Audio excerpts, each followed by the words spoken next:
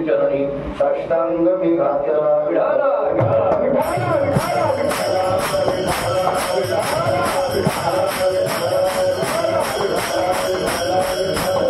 वैराग्याचे भाग्य संत संघ हा शिलाग संत कृपेचे हे दीपक करी साधका निष्पाप प्रसन्न सेवेकरिता म्हणजे निरूपणाकरिता प्राप्त असणारा भंग महान भगवत जगद्गुरु श्री संत तुकाराम महाराज यांचा अत्यंत प्रसिद्ध महत्वाचा संतांच्या कृपेने प्राप्त झालेल्या भाग्याचं वर्णन करणारा गोडासा चार चरणाचा भंग आहे. या भंगातून जगद्गुरु श्री संत तुकाराम महाराज तीन प्रकारची भाग्य सांगतात. अभंगाच्या पहिल्या चरणामध्ये वैराग्याचं भाग्य आहे, अभंगाच्या तिसऱ्या चरणामध्ये ज्ञानाचं भाग्य आहे आणि अभंगाच्या चौथ्या चरणामध्ये भक्तीचं भाग्य आहे. आणि ही तीनही भाग्य प्राप्त होण्याला कारण काय आहे तर द्रुपद आहे संत कृपेचे हे तीन विठाला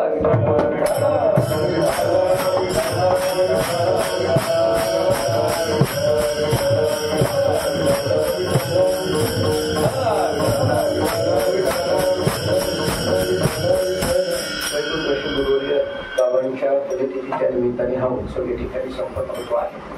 चातुर्मासामध्ये असणारी सर्वच पूजनीय मंडळी या परंपरेवर विशेष करून बाबांवर नितांत प्रेम करणारी विविध भागातील महाराष्ट्राच्या कानाकोपऱ्यातून काही मंडळी खास पोलीस सोहळ्याकरता म्हणून उपस्थित आहेत. सगळी मंडळी आणि आदरणीय स्थळी ज्योतिपर्यंत प्रमोद महाराज यांच्या मार्गदर्शनाखाली हा उत्सव या ठिकाणी संपन्न होतो आहे. बाबांचं अलौकिक कार्य जे मी पाहिलं त्यांना माहीत असेल, जे मी अनुभवलं त्यांना अधिक पद्धतीचं माहीत असेल. कारण का अलीकडल्या काही मंडळींना किंवा मुलांना विद्यार्थ्यांना एखाद्या वेळेस माहीत नसते. परंतु बाबांच्या बाबतीत बोलत असताना पंढरपुरामध्ये थोडस त्या काळातली परिस्थिती अशी होती की थोडं आणखी स्पष्ट बोलायचं झालं तर बोधे बाबा आहेत म्हणून चातुर्मास आहे असं स्पष्ट सांगावं लागेल. त्याचं कारण बाबांनी या चातुर्मास चालण्याकरता म्हणून केलेल्या व्यवस्था आणि चालण्याकरता म्हणून केलेली सेवा ही अखंड पद्धतीने टिकणार आहे.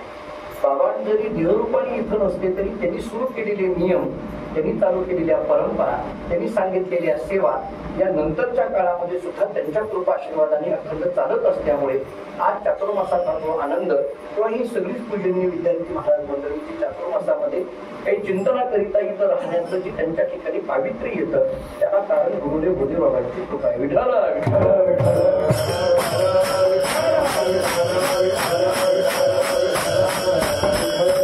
या अभंगाचा सगळा किती विचार करता येईल मला माहित नाही, पण याच्यात एक दोन विषय मात्र एका अर्थाने बाबांचं आध्यात्मिक चरित्र आहे असं या अभंगाकडे पाहता येण्यासारखं आहे. याच्यातल्या अभंगाच्या दुसऱ्या चरणातला उत्तरार्ध आणि अभंगाच्या चौथ्या चरणातला उत्तरार्ध. दुसऱ्या चरणातला उत्तरार्ध असा आहे करी साधका निष्पाप आणि चौथ्या चरणातला उत्तरार्ध असा आहे गाणी आत विरोणी जाय. त्यामुळे बाबांनी हयातीमध्ये काय केलं तर करी साधका निष्पाप आणि बाबा कुठं गेले गाणी आत विरोधी जाय. विठाला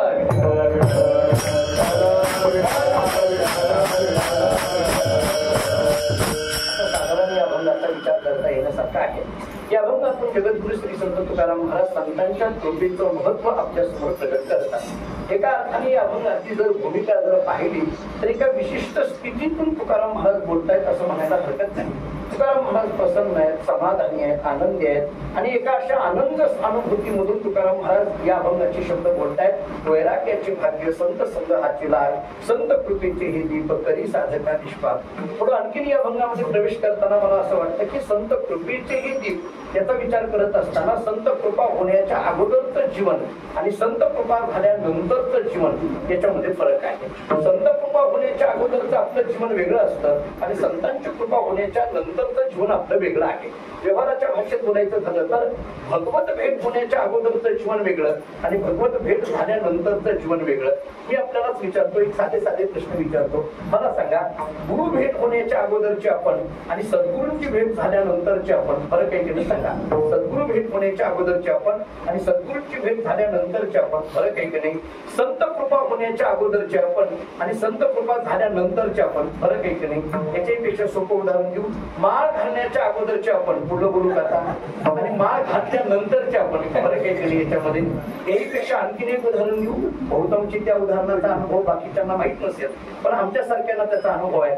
लग्न होण्याच्या अगोदरचे अनुभव तुमच्याकडे का नाही म्हटलं कारण तुम्हाला बहुतांशी माहिती नाही आणि बहुतांशी माहित नाही म्हणून 4 महिने तुम्ही राहिला.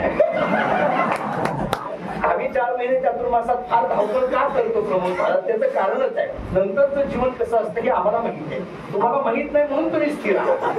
हा फरक आहे तुमच्या आणि आमच्यामध्ये, हा फरक आहे. त्यामुळे बऱ्याचदा म्हणजे एखाद्याच्या घरी आम्ही एखाद्याच्या गावी गेलो तर त्या गावातली एखादी आई आम्हाला म्हणत असते, महाराज आमच्या मुलाच्या लग्नाला या.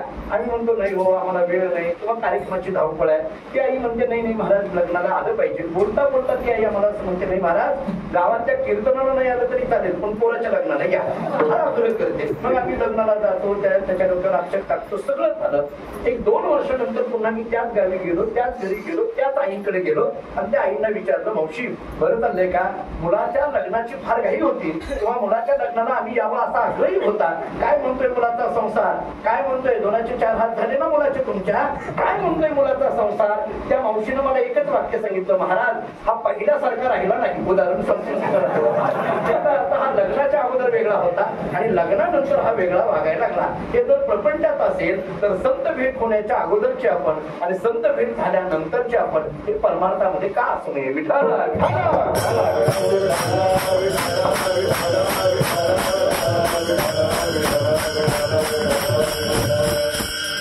संत भेट होण्याच्या अगोदर तो जीव आहे, पण संत भेट झाल्यानंतर त्याच्यातला जीवाचा जीवपणा संपून जातो, इतकी स्थिती प्राप्त होते. तुकाराम महाराज या स्थितीमध्ये असल्यामुळे आता कशाबद्दलही ममत्व राहिलेलं नाही, मीपणा राहिलेला नाही.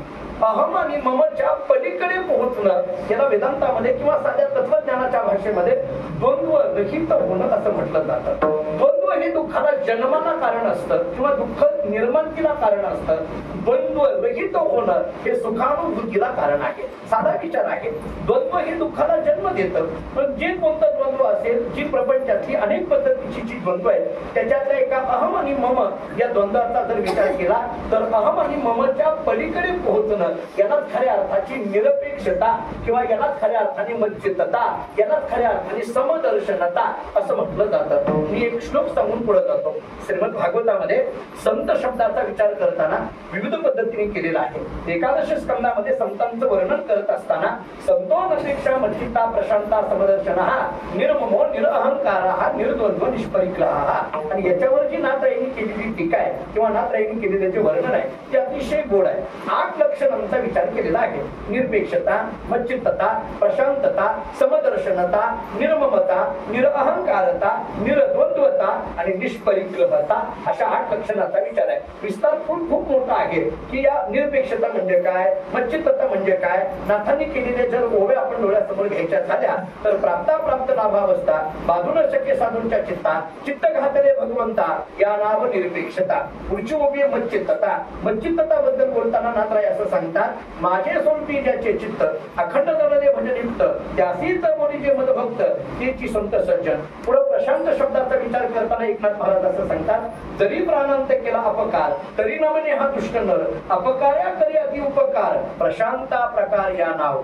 समदर्शनता या शब्दाचं व्याख्यान करताना एकनाथ महाराज सांगतात, जग पाहता दिसे विषम परी विषमे देखे समब्रह्म तेची समदर्शी परम हा गुण निरुपम पै चौथा. या सगळ्या एका शब्दांचा विचार आपण करायला निघाल्यानंतर आपल्या लक्षात येतं की समदर्शनता जग पाहता दिसे विषम परी विषमे देखे समब्रह्म.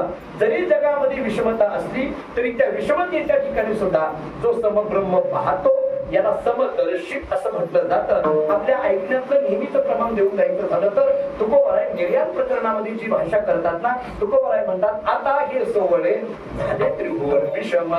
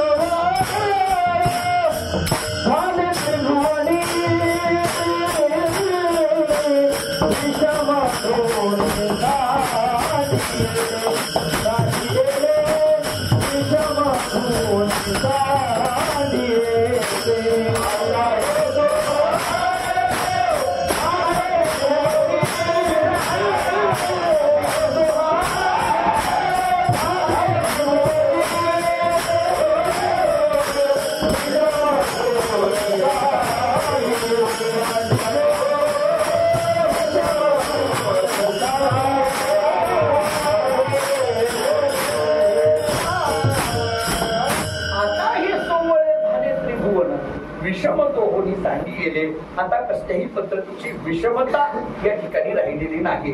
कोणी आपपरपण असा राहिलेला नाही, कुठल्याही पद्धतीचा भेद राहिलेला नाही. या स्थितीमध्ये ज्याचं चिंतन केलं जातं तो महात्मा आहे. तुकोबारांचे सोपे शब्द आणखी सांगून पुढे जायचं झालं तर त्या महात्म्याबद्दल वर्णन करताना तुकोबाराय बोलतात, जी ही द्वंद्वादिके दुरावी. द्वंद्वादिके दुराविली या शब्दाचा अर्थ आहे विषमता निघून जाणं. विठाला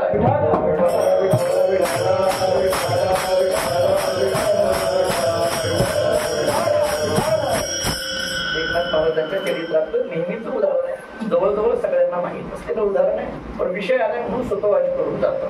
आपल्याला सगळ्यांना माहित आहे, नाथरायांचे तीर्थ घेऊन पवित्र असलेलं गंगेचं जल घेऊन रामेश्वराच्या पिंडीवर सोडण्याकरता म्हणून निघाले.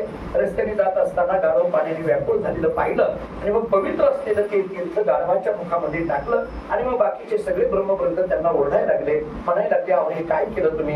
हे पवित्र असलेलं तीर्थ, गंगेचं पवित्र तीर्थ रामेश्वराच्या पिंडीवर तिथं सोडायचंय आपल्याला, तुम्ही गाढवाच्या मुखामध्ये सोडलं. आपल्याकडे नेहमी आमचे गुरुजी भाऊ एक वाक्य ह्यांच्यावर फार गमतीने बोलायचे. भाऊ असं म्हणायचे पाठशाळेमध्ये असताना, नाथरायांनी त्यांना असं उत्तर दिलं की पहा, हे पवित्र जे तीर्थ आहे ना, या पाण्याची गरज त्या दगडातल्या देवापेक्षा सुद्धा गाढवाच्या देवाला आहे. त्याच्या पुढे ते वाक्य बोलायचे, त्याच्या पुढे ते वाक्य बोलायचे, एकनाथ महाराजांना गाढवात देव दिसला. ते सांगताना असं म्हणायचे, एकनाथ महाराज देव होते म्हणून त्यांना गाढवात देव दिसला, आपल्याला गाढव गाढव दिसतं, एवढंच म्हणायचं. असं ते म्हणायचे. पाठामध्ये असताना कधी कधी आम्हाला अद्वैतवाद समजावून सांगताना हे सांगायचे. याचा अर्थ काय? विषम दोन्ही सांगितले, कसलीही विषमता राहिली नाही. विषमता राहिली नाही या शब्दाचा अर्थ आता कशाबद्दल की ममत्व राहिलं नाही, हा माझं म्हणायचा आता विषय नाही. जोपर्यंत संतांची कृपा होत नाही तोपर्यंत मात्र तुकोबारांचे शब्द संसाराच्या संबंधाने बोलायचे झाले तर केले मज भोगविल्या खाली सता छंद लागेला म्हणी माझो मी माझे भ्रमणी झाली मुरली विटंबना किंवा तुका म्हणे आलो सोसित संकटे मी माझे ओकटे आगे देवा. आता या मी आणि माझ्याच्या पलीकडे पोहोचलो. आता कसल्याही पद्धतीचं ममत्व राहिलं नाही आणि मग निर्ममत्व असलेलं जे अंतःकरण असतं तिथं कसलीही इच्छा राहत नसते, कसलीही अपेक्षा राहत नसते, कसलीही आसक्ती राहत नसते. पुढे तुकाराम महाराजांच्या चरित्राकडे जर पाहिलं तर तुकाराम महाराज अत्यंत प्रसन्नतेमध्ये आहेत, आनंदामध्ये आहेत. एकाला मोठा प्रश्न पडला की महाराज इतक्या आनंदात दिसतात, इतक्या प्रसन्नतेमध्ये दिसतात, व्यवहारात काहीतरी मिळालं की माणूस आनंदी असतो, व्यवहारामध्ये काहीतरी मिळालं की माणूस आनंदी असतो. महाराजांना काही मिळालेलं दिसत नाही, उलट महाराजांच्या जवळ होतं की एक एक गेलं ना, एक एक गेलं. एकाने विचारलं, महाराज घर गळालं, व्यापार बुडला, देवाला निघालं आणि असं झालं तरी सुद्धा तुम्ही आनंदात? महाराज सांगतात हे सगळं निघून गेलं म्हणून बरं झालं, कारण उपाधी रहित हा शुद्ध. शुद्ध शब्दाची व्याख्या करताना तत्वज्ञानाने केलं उपाधी रहित होणं याला शुद्ध म्हटलं जातं. पुढे जाता जाता एक वाक्य बोलतो, बाह्य उपाधी रहित होणं एवढी शुद्धाची व्याख्या नाही, अंतर उपाधी रहित होणं ही शुद्धाची व्याख्या. आणखी थोडं पुढे बोलतो, अंतर उपाधीतला अविद्यासंग जाणं म्हणजे शुद्ध झालं असं नाही, अंतर उपाधीतला विद्यासंग सुद्धा निघून जाणं हे शुद्धत्वाचं लक्षण आहे.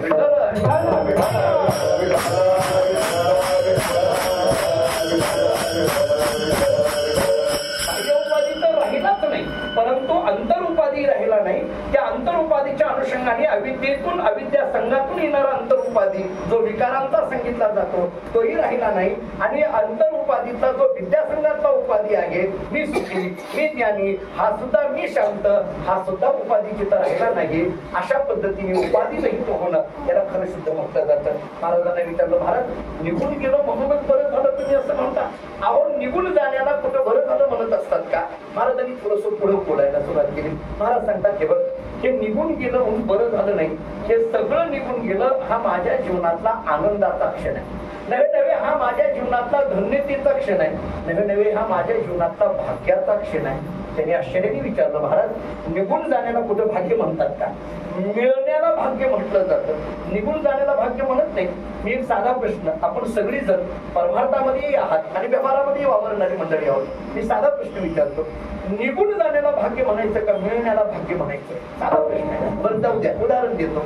मला सांगा, लॉटरीचं तिकीट लागलं याला भाग्य म्हणायचं का स्टँडवर पाकिट चोरीला जाणं याला भाग्य म्हणायचं? आपण निघालो पाकिट चोरीला, बरं झालं भाग्य माझं 8 पैसे चोरीला गेले, करतो काय चातुर्मासात राहून बघा ना.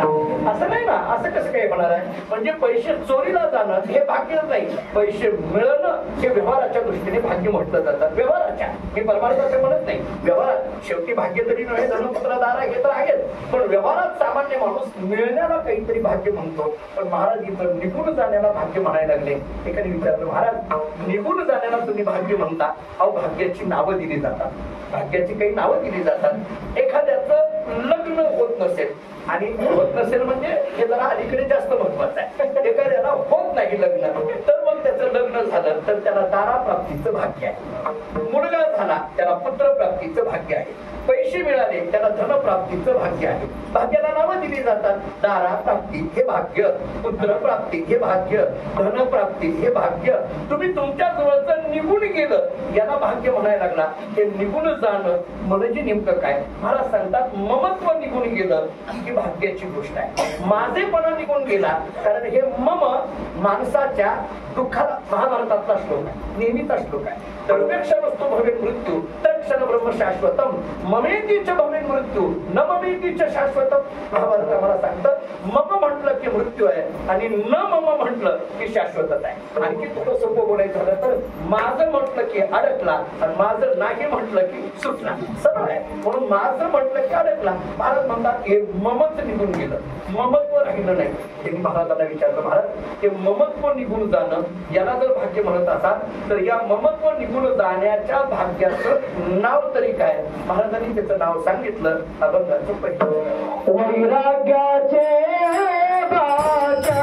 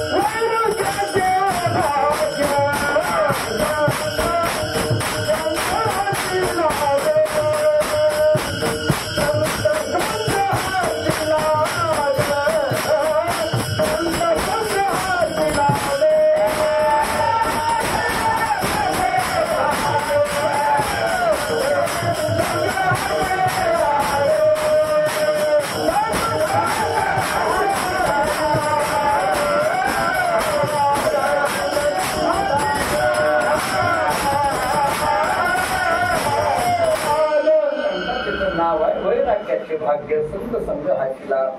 अभंगाच्या पहिल्या चरणाचा पहिला शब्द आहे वैराग्य. हे वैराग्य वैराग्य म्हणजे ते नेमकं काय? थोडं गमतीने आणि थोडं स्पष्ट बोलतो. वैराग्य वेगळं, वैताग वेगळा. थोडं बाकी मागून बोलतो, वाईट वाटून घेऊ नका. वैतागून आलेली ओळखू येतात नाही असं नाही. वैराग्य या शब्दाचा अर्थ नेमकं काय आपल्याकडे नेहमी ऐकण्यात आला नाही. आपण सगळी काही वेदांताचा अभ्यास करणारी मंडळी आहोत. वेदांत शास्त्राने स्पष्ट पद्धतीने व्याख्या केली. इहलोकापासून परलोकापर्यंत मानलेल्या अनुकूल भोगाच्या त्यागाच्या इथेच वैराग्य असे म्हणतात. तिथं अनुकूल शब्द खूप महत्वाचा आहे. अनुकूल भोगाच्या. प्रतिकूल भोगाच्या असं नाही, कारण प्रतिकूल भोगाचा त्यागच असतो.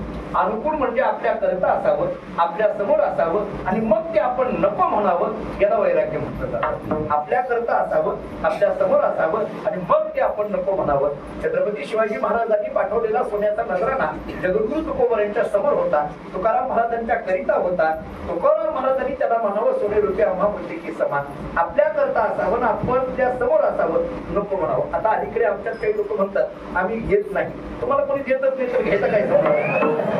येत नाही या शब्दाला सुद्धा कुठंतरी यावं लागेल ना. नाही शब्दाला काय आहे तुला त्यामध्ये त्रिपुढं बोलतो. आणखी शब्दाचा विचार करताना दोन पद्धतीने केला. आता गुरुजी माझ्या समोर आहेत, भक्तराज महाराज समोर आहेत. प्रसक्त प्रतिषेध आणि अप्रसक्त प्रतिषेध असा दोन विचार केलेला आहे. प्रसक्त प्रतिषेध याचा अर्थ आहे प्राप्तीपूर्वक निषेध आणि अप्रसक्त प्रतिषेध या शब्दाचा अर्थ आहे अप्राप्तीपूर्वक निषेध. निषेध या शब्दाचा अर्थ आहे नाही. नाही म्हणण्याकरिता थोडं पुढे बोलू. कसं बघायला गेलं तर नाही या हे म्हणण्याकरता ताकद नाही. बघा, होय म्हणायला फार सामर्थ्य लागत नाही, नाही म्हणायला फार सामर्थ्य लागत. पटलं का नाही तुम्हाला? बरं, जाऊ दे. आपण इथून आता चातुर्मास संपल्यानंतर आपण गेलो एका ठिकाणी कीर्तन केलं. शुभम महाराज त्यांनी नारळ दक्षिणा दिली. नाही म्हणाल का? नाही म्हणाल नाही, नंतर बोलतोय. इथलं नाही, इथं येणं गेलं काही नसतंय मला. जेव्हा चातुर्मास संपून आपण बाहेर गेलो तिथं कोणीतरी नारळ दक्षिणा दिली. नाही म्हणाल का? नाही, ती ताकदच नाही. नाही म्हणायला ताकद लागते मला. नाही म्हणायला फार ताकद लागते. होय म्हणायला काय अडचण नाही, पण नाही म्हणून नाही हा शब्द कधी सिद्ध होतो? प्रसक्त प्रतिषेध असेल तर त्या नाहीला किंमत आहे. अप्रसक्त प्रतिषेधाला काय किंमत आहे? प्राप्तीपूर्वक निषेध असावा, म्हणजे मिळावं आणि मग नको म्हणावं. मिळालंच नाही नको म्हणण्यात काय अर्थ आहे का? ऐका, मी थोडं उदाहरण देऊन पुढे जातो. आणखी साधं उदाहरण देऊ. नेहमीच अभंगातून बोलून जातो. जगद्गुरु तुकोबाराय देवाकडे बोलायला लागले, देवाला सांगायला लागले, नको ब्रह्मज्ञान मी भक्त तू देवा ऐसे करी. मान्य आहे, नको ब्रह्मज्ञान मान्य. महाराज सांगतात ब्रह्मज्ञान नको, पण मी थोडं पुढं बोलतो. हे नको ब्रह्मज्ञान कोणी म्हणावं? तुकोबारायनीच म्हणावं. मी थोडं पुढे बोलतो. हे नको ब्रह्मज्ञान कोणी तुकोबारायनीच म्हणावं. आपण फार फार तर चाललावं कारण नको ब्रह्मज्ञान म्हणणं सोप. आमचे गुरुने भाऊ म्हणायचे तुला ब्रह्म नीट लिहिता येईना आणि ब्रह्मज्ञान नको म्हणायला लागला. नको म्हणण्याकरता ते मिळालेलं आहे हे जाणं अगोदर. महाराज म्हणतात अरे ज्या ब्रह्मज्ञानाच्या गोष्टी देवा आम्हाला सांगायला लागला, ज्या मोक्षाबद्दल तो आम्हाला बोलायला लागला, मोक्ष आम्हा घरी कामाला गेलास, तो मोक्ष आमच्या घरी कामा करतोय. त्या मोक्षाबद्दलचं कौतुक आम्हाला सांगू नको. आमची जी अपेक्षा आहे त्या ब्रह्मज्ञानाच्या पुढेही ज्याला कल्पित द्वैतामध्ये ज्ञानोत्तर भक्तीचा विचार सांगितला जातो, त्या ज्ञानोत्तर भक्तीच्या अनुषंगाने आम्ही म्हणायला लागलो मी भक्त तू देव ऐसे करी. याचा अर्थ आम्हाला त्या ब्रह्मज्ञानाच्या निषेधामध्ये तात्पर्य नाहीये. इथं ब्रह्मज्ञानाचा निषेध केला, नको म्हटलं म्हणजे ब्रह्मज्ञानाला काही किंमत नाही असं महाराजांनी म्हटलं असं नाहीये. ब्रह्मज्ञान आम्हाला मिळालेलंच आहे. त्याच्या पुढे असलेली जी स्थिती आहे भक्तीची, ज्ञानोत्तर भक्तीची, त्याची अपेक्षा आहे. थोडक्यात नको या शब्दाकरता मिळालं पाहिजे, प्राप्त पाहिजे, तर त्या निषेध या शब्दाला अर्थ आहे. विठ्ठल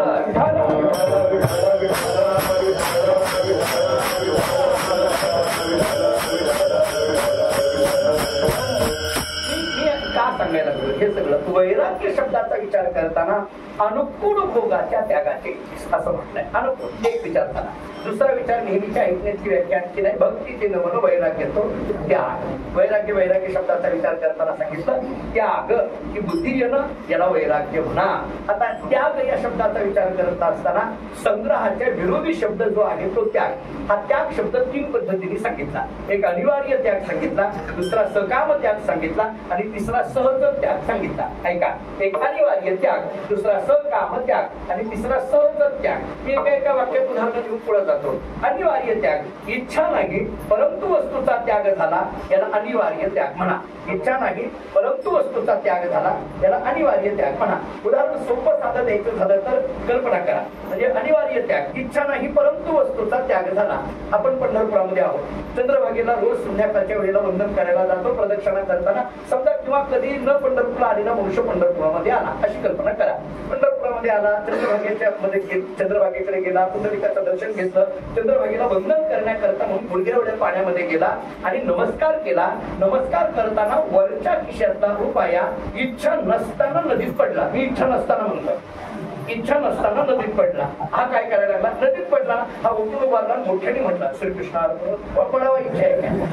रुपया पडावा इच्छा आहे का? पडला. इच्छा नाही परंतु वस्तूचा त्याग झाला, याला अनिवार्य त्याग म्हणा. दुसरं उदाहरण देतो. समजा कीर्तन झाल्यानंतर बरीचशी माणसं, आता आपल्याकडे पंढरपुरामध्ये सोडा, पण बाहेर जेव्हा आपण प्रवासाला निघतो खूप गर्दी असते, 10,000 लोक असतात. काही वेळेला कधीच माणूस कीर्तनाला न येणाराही मनुष्य त्या दिवशी कीर्तनाला येतो. काही कोणाच्या संगतीने येईल म्हणा किंवा काही मानपानाच्या दृष्टीने येईल आला. एक मनुष्य कधी न येणारा कीर्तनाला आला. कीर्तन झाल्यानंतर आमच्या पाया पडण्याकरता मंडपामध्ये आला आणि पाया पडताना वरच्या खिशातले सगळे पैसे वर मंडपात माणसा देखत माझ्या पायावर पडले. पडू नये अशी कुणाचे, पण पडले.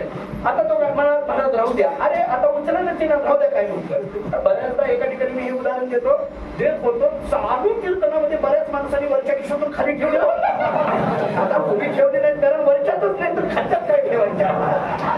आपला काय विषय येत आहे? आपला विषय बऱ्याचदा असं होऊन जातं. अनिवार्य त्याग केला, इच्छा नाही पण वस्तूचा त्याग झाला. आता दुसरा प्रकार घ्या, सकाम त्याग. सकाम, काम या शब्दाचा अर्थ इच्छा. स म्हणजे कामाने सह केलेला त्याग. उदाहरण सोपं देतो. आपण बँकेमध्ये 5,000 रुपये ठेवले, त्याला आपल्याकडे इंग्रजीमध्ये एफडी असं म्हटलं जातं, मराठीमध्ये त्याला मुदत ठेव असं आपण म्हणतो. काय 5 वर्ष 10 वर्ष त्याच्या पद्धतीने ठेवले. 5,000 रुपये आपण बँकेमध्ये मुदत ठेव म्हणून ठेवली तर ती बँकेला आपली देणगी नसते. आपण 5,000 रुपये दिले म्हणजे 5,000चा त्याग केला, पण कशा करता? 10,000 मिळावे म्हणून, ते व्याजासहित आम्हाला पुढे मिळावं म्हणून. म्हणजे आता केलेला हा त्याग काहीतरी अपेक्षेने केलेला असतो, याला सकाम त्याग म्हणा. किती गोष्टी झाल्या? 2. एक अनिवार्य त्याग, दुसरा सकाम त्याग. आता तिसरा सांगतो, सहज त्याग.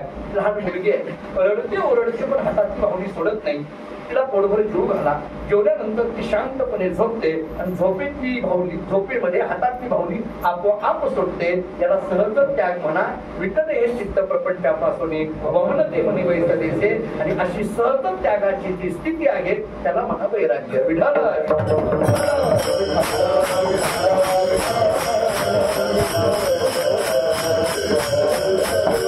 वैराग्य शब्दाचा अर्थ झाला. वैराग्याचे प्रकार सांगत असताना श्रीमद भागवताने असं सांगितलंय, विवेकपूर्वक वैराग्य, दोषदृष्टीपूर्वक वैराग्य, अरुचीपूर्वक वैराग्य आणि भगवत रतीपूर्वक वैराग्य, असा 4 पद्धतीने वैराग्याचा विचार केलेला आहे. योगशास्त्रांनी वेगळेच विचार केलेला आहे किंवा वेदांत शास्त्रांनी आणखी वेगळा विचार केलाय. मला सगळे वैराग्याचे प्रकार सगळे जेवढे विस्ताराने तेवढे आता सांगण्यामध्ये तात्पर्य नाहीये, तेवढी वेळही आपल्याकडे नाहीये. पण श्रीमद भागवताने केलेला वैराग्याच्या प्रकारांचा जर विचार केला तर विवेकपूर्वक वैराग्य. हे विवेकपूर्वक वैराग्य या शब्दाचा अर्थ आपल्याकडे असलेल्या वैराग्याला विवेकाचं अधिष्ठान असावं. लक्षात घ्या, विवेकाचं अधिष्ठान असावं या शब्दाचा अर्थ काय? विवेक म्हटलं तरी काय? सगळी विवेकाची व्याख्या वेदांताची सांगण्यापेक्षा ज्ञानोबरांच्या हरिपाठातलं एकच प्रमाण घेऊन पुढे जातो, सारा सार विचार हरिपाठ. इथला जो सारा सार आहे का नाही, हा सार आणि असार हे जिथं कळतं त्याला म्हणायचं विवेक.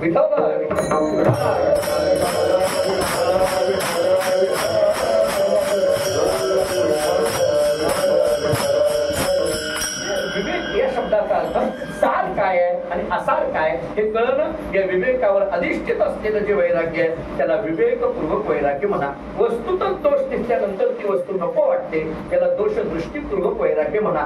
एखादा पदार्थ चवीला आम्हाला खायला नको वाटायला लागतो, याला अरुचीपूर्वक वैराग्य म्हणा. आणि भगवंताच्या नामस्मरणामध्ये रत झाल्यानंतर प्रपंचाची सगळी आसक्ती संपून जाते, याला भगवत रतीपूर्वक वैराग्य म्हणा. वैराग्य शब्दाचा अर्थ कळाला, वैराग्याचे प्रकार कळाले. महाराज सांगतात असं वैराग्याचं भाग्य आमच्या जीवनामध्ये प्राप्त झालं. कारण काय? याचं कारण 2 शब्दामध्ये सांगितलं, संत संग हाची लाग. एवढं सुंदर दिलं. लाग या शब्दाचा अर्थ आहे मार्ग. थोडं या प्रमाणाचा अर्थ करताना माझ्या वृत्तीने मला असा करावा वाटतो, संत संगती हा असा एकमेव मार्ग आहे की जो वैराग्याच्या भाग्यापर्यंत घेऊन जातो. असा आपल्याला विचार करता येण्यासारखा आहे. राग म्हणजे मार्ग जर असेल तर संत संगती असा एकमेव मार्ग आहे की जो वैराग्याच्या भाग्यापर्यंत घेऊन जातो. महाराजांनी संत संग असा शब्द वापरला म्हणजे संतांच्या संगतीमध्ये वैराग्याचं भाग्य प्राप्त झालं. हा संत संग शब्द का वापरला? संत संग या शब्दाचा नेमका परिणामाच्या दृष्टीने काय विचार करता येईल? एक 2-3 मुद्दे आपल्या समोर मांडतो. काय आहे? दौलनिक दृष्टिकोनातून जर विचार आपल्याला करायचा झाला, रोज आपलं पाठातलं हरिपाठातलं पहिलंच प्रमाण घेऊन पुढे जातो. ज्ञानोबा आम्हाला सांगतात मुक्ती मिळवायची आहे देवाची द्वारी वा क्षणभरी तेने मुक्तीचारी साधलेल्या. मान्य. आता ऐका, देवाच्या दारामध्ये क्षणभर उभा राहिलं की मुक्ती मिळते असं ज्ञानोबा आम्हाला स्पष्ट सांगतात. मला आता त्याचे अर्थ करत बसायचं नाही, ती वेळही नाही, तो अभंगही माझा नाहीये.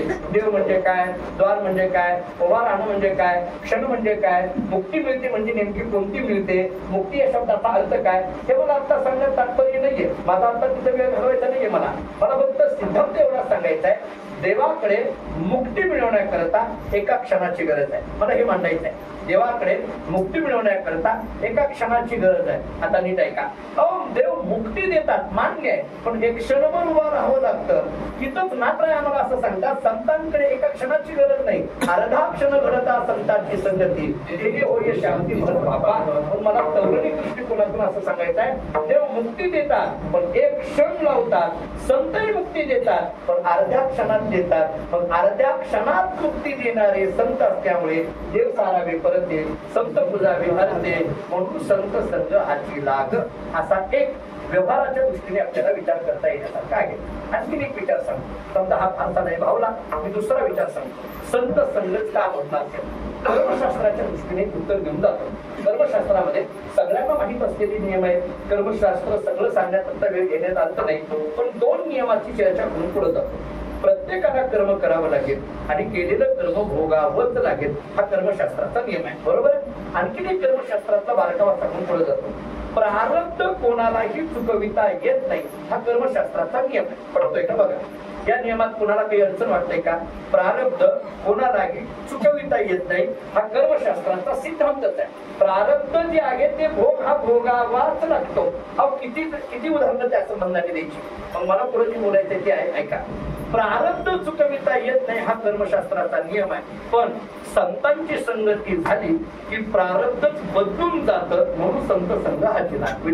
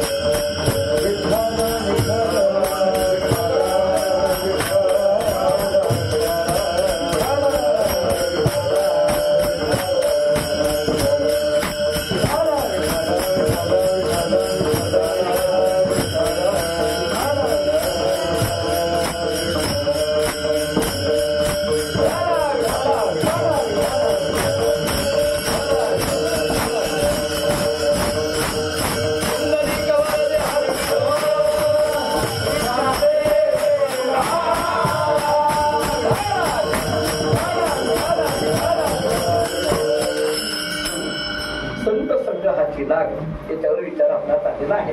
संत संघ या शब्दाचा विचार करत असताना आदरणीय आपणची उपस्थिती आहे, म्हणजे संतांचीच उपस्थिती आहे. आदरणीय परमपूज्य हरिभक्तीपरायण श्रद्धेय एकनाथ महाराज देवांची लोक, त्यांना आम्ही सगळे आप्पा म्हणतो, त्यांची उपस्थिती म्हणजे एका अर्थाने दोन पण दादांचा फळ आपल्या कीर्तनामध्ये उपस्थित आहे. विठ्ठल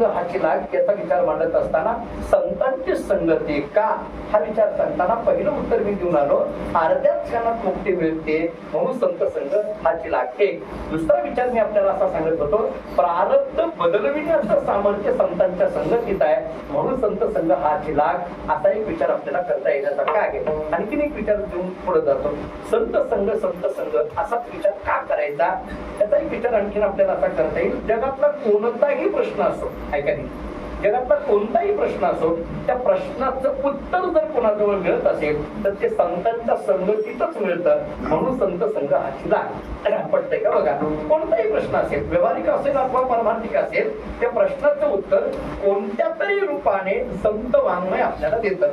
थोडस आपल्या कानावर तर असे संस्कार आहेत, कुठलाही प्रश्न पडव द्या, श्रद्धेने ज्ञानेश्वरी उघडली तर त्या ज्ञानेश्वरीच्या कुठल्या तरी एका शब्दातून ओवीतून ज्ञानोबाने त्याचं उत्तर देतात. त्या गाथ्याच्या कुठल्या तरी एखाद्या अभंगाच्या एखाद्या प्रमाणातून जगद्गुरु तुकोबाने त्याचं उत्तर देतात. ही श्रद्धा आपली वारकरी संप्रदायाची आहे. एक रामायणाचा दाखला देऊन पुढे जातो म्हणजे कळेल. माझा मुद्दा आहे संत संग हाची लाग, संतांची संगती का. पहिलं उत्तर मी असं दिलं होतं, अर्ध्या क्षणात मुक्ती मिळते संत संग हाची लाग, प्रारब्ध बदलविण्याचं सामर्थ्य आहे संत संग हाची लाग. माझा तिसरा मुद्दा व्यवहारातून असा आहे, कोणत्याही प्रश्नाचं उत्तर संतांच्या जवळ मिळतं संत संग हाची लाग. रामायणामध्ये माहित असलेला प्रसंग आहे, लक्ष्मण शक्तीचं प्रकरण. लक्ष्मणाला शक्ती लागली, आता ते मूर्छित पडला, मेला, जी काही असेल ते असेल. आणि मग त्यावेळेला सगळेजण हतबल झाले, खिन्न झाले.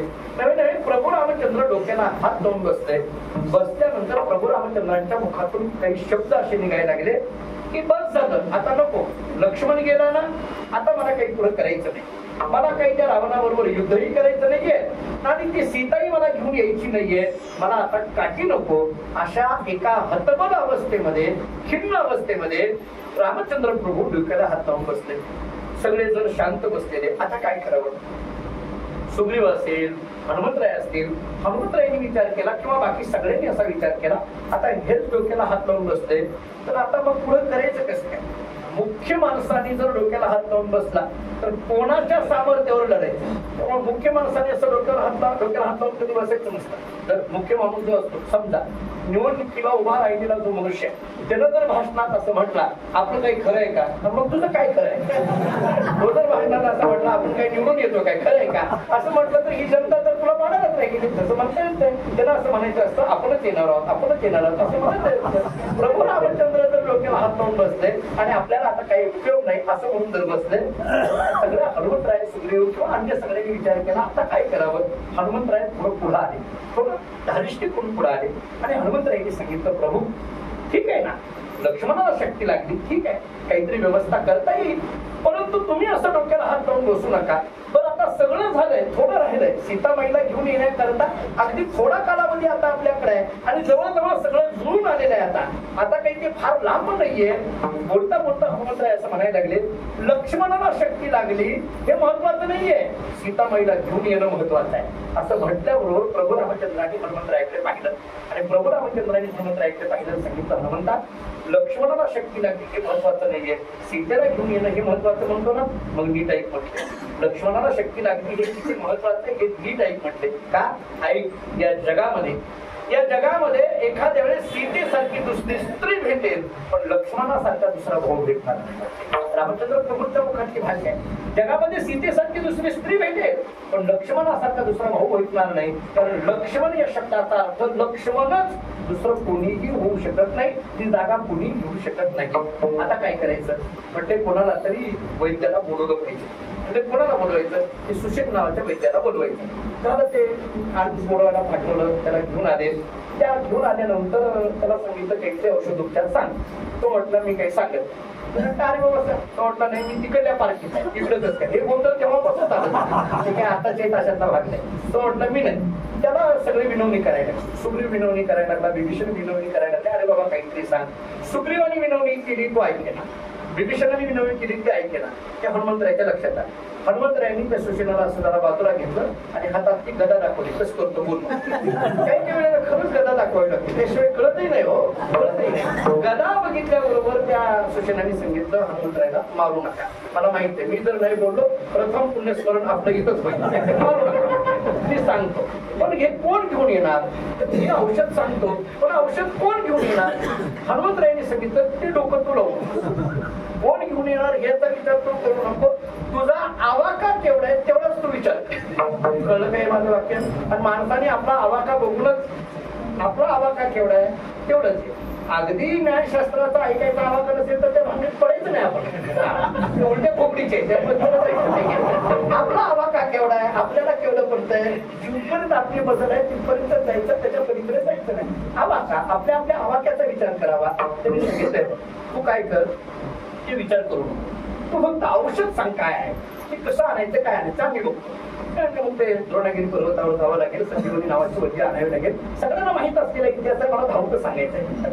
ठीक आहे काही हरकत नाही. हनुमंतराय गेले आणि गेल्यानंतर तिथं ते औषध सापडलं नाही असं आपण ऐकत आलो. तिथं ते औषध सापडलं नाही त्यांना म्हणून त्यांनी पर्वत उचलला. आम्ही लहानपणापासून तुम्ही तेच ऐकत असाल मी तेच ऐकत आलो. पण माझ्या मनात एक शंकाच आहे, हनुमंतराय तिथे गेले पर्वतावर, त्यांना औषध सापडलं नाही. मला हे सापडलं नाही म्हणून जरा हनुमंतरायाच्या बाबतीत जरा थोडस उणीव दाखवणारं वाटतं. का? कारण बुद्धिमत्ता वरिष्ठ, सापडलं नाही कसं काय. मी त्याचा अर्थ करताना असं करत असतो, आता ते प्रमोद महाराजांना माहिती आहे मी अर्थ असा करत, माझा तर अर्थ बरोबर आहे असं नाही, पण ढोबळ मनाने मी अर्थ असा करत असतो. मी असं म्हणत असतो की हनुमंतरायाला औषध सापडली नाही असं नाही, औषध सापडले. मग तरी पण त्यांनी डोंगर का उचलला तो, त्याचं कारण असं आहे, हनुमंतरायांनी विचार केला आता लक्ष्मणाला शक्य लागले मला पाठवलंय, उद्या आणखी कुणाला जर लागल्यानंतर मला जावं लागेल, औषधाचं दुकान तिथं नेऊन ठेवलेलं बरं. रामायण असं मोकळ्या मनाने ऐकत चला, मोकळ्या मनाने वाचत चला. रामायण असा ग्रंथ आहे ज्याच्यावर जशी प्रभू रामचंद्रांची नात्राईची कृपा होईल तसे तसे भाव निघत राहतात. रामायणातून वेगवेगळे भाव निघत राहतात आणि रामायणकारांनी भाव काढावे, भाव वाढवण्यापेक्षा भाव काढत राहावे. रामायणात वेगवेगळे कितीतरी वेगवेगळे विषय वेगवेगळे भाव काढत राहावे. आता हा निघाला, झालं ते पर्वत घेतला, निघाल्यानंतर आता ते भरताला माहित नाही काय हे सगळं काही प्रकरण कोण आहे काय आहे. त्याला वाटायला म्हटलं दक्षिणेकडे निघाले म्हणजे आपल्या रामचंद्र प्रभूंवर हे काहीतरी संकट आहे. त्यानं धनुष्याला बाण लावला आणि तो बाण हनुमंतरायावर सोडला. आता तो बाण राम नामांकित होता, कारण सोडलाय कुणी भरताने. भरत रामभक्त आहे, रामभक्त असलेल्या भरताने धनुष्यातून सोडलेला जो बाण आहे तो राम नामांकित असलेला बाण आहे आणि तो बाण हनुमंतरायावर प्रहार करण्याकरता निघाला. आता कंठावर प्रहार करणार तेवढ्या त्या बाणाच्या लक्षात आलं का ज्याला आपण प्रहार करायला निघालोय त्याच्या कंठातून राम राम राम शब्द बाहेर यायला लागले. ज्याला आपण प्रहार करायला निघालो त्याच्या कंठातून राम राम शब्द बाहेर यायला लागले. त्या बाणाने विचार केला आपण कसं काय प्रहार करायचा. का? कारण आपण ज्याला प्रहार करायला निघालोय तो जर राम राम म्हणत असेल तर याचा अर्थ तो रामभक्त आहे, राम राम म्हणत असेल तर रामभक्त आहे. मग रामभक्ताला कसं काय मारायचं. रामभक्ताला जर मारलं तर रामभक्ताला मारल्याचं पाप लागेल ना. मग काय करायचं, त्याला माघारी जाऊ. माघारी कुठे जायचं, भरताकडे जाऊ. पण पुन्हा त्या बाणाच्या लक्षात आलं भरत हा योद्धा आहे आणि त्याच्या धनुष्यातून आपण बाहेर आलोय. बरं त्याची परवानगी न घेता माघारी कसं काय जाता येईल आपल्याला. योद्ध्याच्या धनुष्यातून सुटलेला बाण योद्ध्याच्या परवानगी विना माघारी आला तर तो त्या योद्ध्याचा अपमान असतो. हा युद्धशास्त्राचा नियम आहे. मग आपण जर माघारी गेलो तर भरतांचा अपमान होईल. बरं भरत कोण आहे, रामभक्त आहे. भरतही रामभक्त आहे, त्यांच्याकडे माघारी आलो त्यांचा अपमान होईल. म्हणजे रामभक्ताचा अपमान केल्याचं पाप लागेल. तर पुढे जाऊ हनुमंतरायाकडे, तिथं जाऊन प्रहार करावा तर ते रामभक्त आहेत त्यांना मारण्याचं पाप लागेल. म्हणजे पुढे गेलो तर रामभक्ताला मारण्याचं पाप लागेल. माघारी आलो तर रामभक्ताचा अपमान केल्याचं पाप लागेल. म्हणजे माघारी आलो तरी पाप लागणार आहे, पुढे गेलो तरी पाप लागणार आहे. काय करावं हा प्रश्न कोणाला पडला, बाणाला पडला. तो विचार करायला लागला काय करावं. पण त्या बाणावर एक नाथरायांनी केलं बरं का इतकं गोड चिंतन आहे सगळं. नाथरायांनी भावात रामायणामध्ये फार गोड चिंतन केलं. त्या म्हणजे बाणाच्या मनात काय चाललंय हे सुद्धा ज्यांना कळत होतं त्यांचं नाव एकनाथ महाराज. नाव एकनाथ महाराज. म्हणून भावात रामायण थोडस नाही म्हटलं तरी सगळ्या रामायणापेक्षा आपल्या दृष्टीने काकणभर अधिकच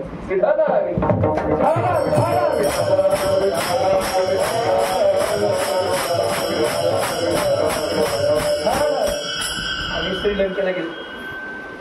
प्रमोद महाराज श्रीलंकेला गेलो. श्रीलंकेला गेलो आम्हाला वाटलं सोन्याची लंका त्यातून मासाला उपयोगी पडेल. कुठं दिसेल सोनं आम्हाला. आम्ही इतकं फिरत होतो 3 दिवस डोकं कुठं. मी आपलं तिथे एका माणसाला विचारलं, अहो सोन्याची नंतर काय म्हटलं की तो थोडं तरी सोनं दिसावं की आम्हाला, तेव्हा ते तुमच्या हनुमंताने जाळून टाकलं. ऐकच नाही काही सोनं. ऐका आता हनुमंतराय विचार करायला लागले, तो बाण विचार करायला लागला, हनुमंतरायावर प्रहार करावा, रामभक्ताला मारण्याचं पाप लागेल, माघारी जावं, रामभक्ताचा अपमान केल्याचं पाप लागेल. काय करावं त्या बाणाच्या लक्षात आलं. त्या बाणावर संस्कार होते. भारतीय संस्कृती अशी सांगते, कोणताही प्रश्न पडला की संतांच्या जवळ जा, संतांच्या चरणाकडे जा, नक्की त्याच्यातून उत्तर मिळेल. म्हणून तो बाण हनुमंतरायाच्या कंठावर प्रहार केला नाही, तो बाण भरताकडे माघारी गेला नाही, तो बाण हनुमंतरायाच्या चरणाकडे गेला, अंगठ्याजवळ गेला, अंगठ्याच्या चरणाच्या पाया पडला आणि असा स्पर्श करून असा खाली ओढायला लागला. हनुमंतराय विचार करतात, या बाणाने मला प्रहार करायच्या ऐवजी हा जर खाली ओढत असेल तर नक्की या बाणाला काहीतरी सांगायचं आहे. म्हणून हनुमंतराय त्या बाणाच्या बरोबर खाली येतात. भरताची हनुमंतरायाची गाठ पडते, पुढचा सगळा अनर्थ टळतो. त्याच्यातून काय शिकावं, कोणताही प्रश्न पडला की संतांच्या चरणाजवळ जावं, त्याचं उत्तर मिळतं. म्हणून संत संघ हाची लाट. विढाला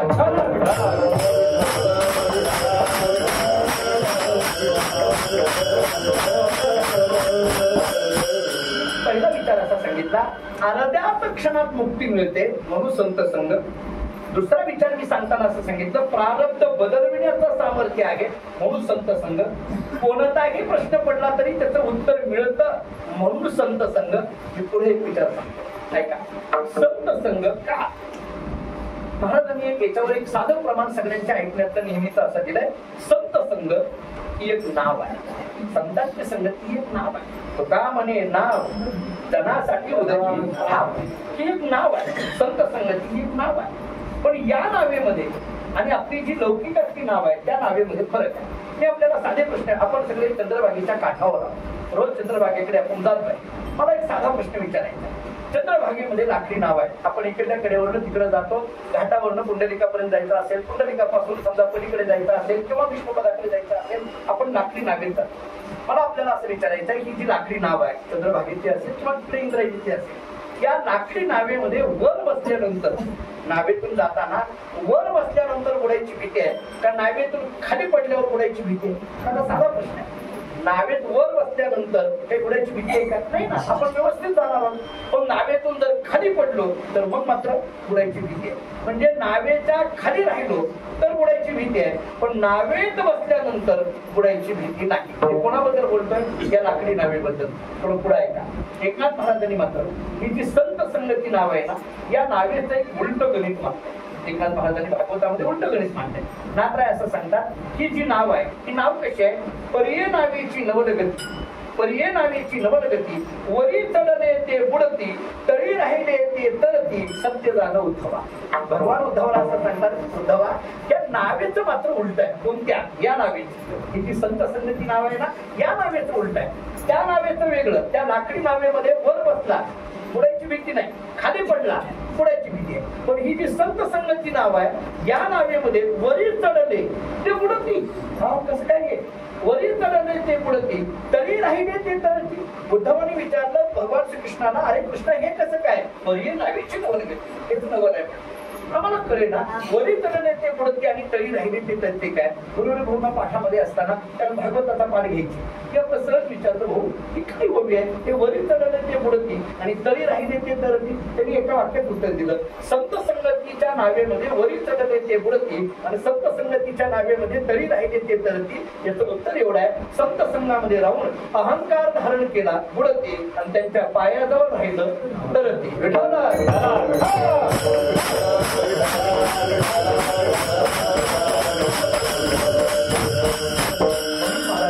संत संघ हाची लाट. मी 4 पद्धतीच्या आतापर्यंत उत्तरं दिली. एक मी पहिला असं सांगत होतो, अर्ध्या क्षणात मुक्ती मिळते म्हणून संत संघ म्हणा, किंवा प्रारब्ध बदलून टाकणारा आहे म्हणून संत संघ म्हणा, कोणत्याही प्रश्नाचं उत्तर मिळतं म्हणून संत संघ म्हणा, नवी नवी ही एक पद्धतीची नाव आहे आम्हाला तरुण तिकडे घेऊन जाणारी म्हणून संत संघ म्हणा. आणखीन एक व्यवहाराचं उत्तर देतो, अगदी व्यवहाराचं साधं उत्तर देतो. काय आहे? एक साधा मानसशास्त्राचा नियम असतो. मानसशास्त्राचा एक नियम सांगतो, आपण ज्याच्या सहवासात राहतो त्याचा परिणाम आपल्यावर होत असतो. बघा पडतंय का? आपण त्याच्या, म्हणून तर नारदांनी भक्तिसूत्रामध्ये सांगितलं, दुःसंग सर्वदैव त्याच्या, सर्वथा एव त्याज्यः ही भाषा अतिशय विस्तारपूर्वक वाचण्यासारखी आहे. सर्वतः एव त्याज्यः म्हणत असताना संतांचा दुर्जनाचा सर्वथा त्याग दुर्जनाचा कशा करतात याचा अर्थ त्यांचा स्पर्श नको, त्या दुर्जनाचं दर्शन नको, त्या दुर्जनाच्या संगतीमध्ये नको, नव्हे दुर्जनाच्या विचारामध्ये नको. म्हणजे विचाराचा त्याग असेल, स्पर्शाचा त्याग असेल, सहवासाचा त्याग असेल, किंवा त्यांच्याकडून काही वस्तू घेण्याचा त्याग असेल, त्यांच्या सहकार्याचा त्याग असेल, या सगळ्या गोष्टी त्याग म्हणून दुसंग सर्वदैव त्याग. याचा अर्थ सर्वथा हा शब्द महत्वाचा आहे. तसं संतांच्या बाबतीत म्हणत असताना आपण त्याच्या संगतीत आहोत, त्याचा परिणाम माणसाच्या जीवनावर होतो. साधं व्यवहारातून जुनी मंडळी इथं आदरणीय ज्येष्ठ मंडळी बसलेली आहेत. आपल्या जुन्या काळापासून एक वाक्य आहे, चांगल्याच्या संगतीत राहिलं की चांगलं म्हणून घेता येतं आणि वाईटाच्या संगतीत राहिलं की वाईट म्हणून वावरावं लागतं. समजा कल्पना करा, एखादे गुरु शिष्य जंगलातून निघाले, दोघंही चिंतन करत निघाले. नेमके एका झाडाखाली गुरुजी बसल्याबरोबर त्यांना ध्यान करू वाटायला लागलं. त्यांनी डोळे झाकले आणि भगवंताचं ध्यान करायला लागले. शिष्य निवांत बसलेला होता. ते घनदाट जंगल, समोरून एक वाघ येत होता. तो शिष्याने पाहिल्याबरोबर शिष्याने सांगितलं, गुरुजी वाघ येतोय. गुरुजी देवाचं ध्यान करत होते. पुन्हा एकदा हाक मारली, गुरुजी वाघ येतोय. तरी गुरुजी यांचं काही लक्ष नाही गुरुजींचं. पुन्हा त्यांना हाक मारली, गुरुजी वाघ येतोय. तरी गुरुजींचं लक्ष नाही.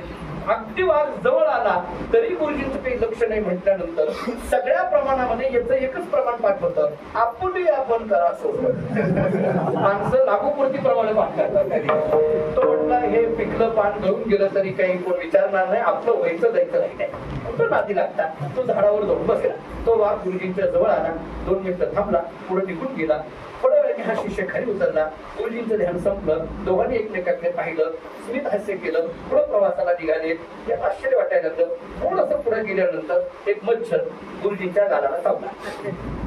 एक मच्छर गुरुजींच्या गालाला चावला. त्याने अशी थप्पड मार आणि म्हणते, अरे बापरे, काय भयंकर डान्स, एवढा जोरात चावला. तो म्हटला, शिष्य म्हणायला लागला, गुरुजी मगाशी तुमच्या जवळ वाघ आला तर तुम्ही जरा सुद्धा घाबरला, साधा सुद्धा हल्ला नाही. मला एक सांगू का, आपण जंगलात गेलो, अचानक आपल्या समोर वाघ आला, हाडायचं नाही, तसंच उभा राहायचं, वाघ काही करत नाही असं म्हणतात. आम्ही ते ताडोबाला गेलो होतो, महाराज आहेत त्यांना माहित आहे, गेलो होतो. तिथल्या एका फॉरेस्ट ऑफिसरनी हे सांगितलं, मी ते ऐकलं, मी तुम्हाला आता ते सांगितलं. ते खरं आहे काय खोटं आहे तुम्ही अनुभव घ्या. कुठल्या चातुर्मासात भेट झाली तर नाहीतर मग आहे त्याचे काही नाही करत नाही. वाघ तुमच्या जवळ आला, तुम्ही जरा सुद्धा घाबरला नाही. आणि आता मच्छर चावला तर म्हटलं भयंकर डास आहे, कोणा जोरात चावला, असं कसं काय. गुरुजींनी एका वाक्यात उत्तर दिलं. गुरुजींनी सांगितलं, मगाशी वाघ माझ्या जवळ आला त्यावेळेस मी देवाच्या संगतीत होतो, घाबरायचा विषय नाही. आता डास चावला त्यावेळेस मी तुझ्या संगतीत आहे. त्यामुळे आपण कोणाच्या संगतीत आहोत त्याचा परिणाम माणसाच्या जीवनावर होतो. संत संग